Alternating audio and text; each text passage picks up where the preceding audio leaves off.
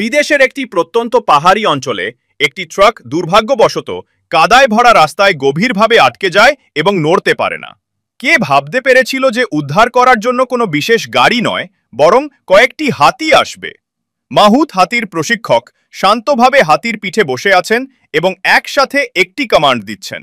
দুটি হাতি সঙ্গে সঙ্গে শক্তি প্রয়োগ করে। তারা সুর লম্বা করে এবং পেছনের পা শক্ত করে জোর করে ট্রাকটিকে টানে।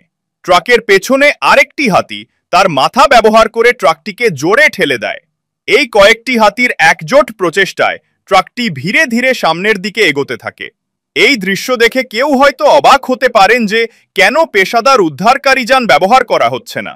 আসলে স্থানীয় পাহাড়ি অঞ্চলে বড় আকারের যন্ত্রপাতি খুব একটা প্রচলিত নয়।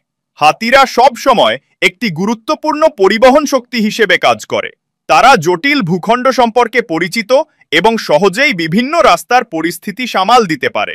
মালপত্র ও মানুষ পরিবহনের ক্ষেত্রে তারা গুরুত্বপূর্ণ ভূমিকা পালন করে। অবশেষে ট্রাকটি সফলভাবে কাদাময় রাস্তা থেকে বেরিয়ে আসতে সক্ষম হয়। হাতিরা তাদের কাজ সম্পন্ন করে, থেমে যায় এবং আরামে বিশ্রাম নিতে শুরু করে। এই হাতিগুলো কেবল পরিবহন ক্ষমতা সম্পন্ন নয়, তারা মানুষের জীবনের নির্ভরযোগ্য সঙ্গীও বটে।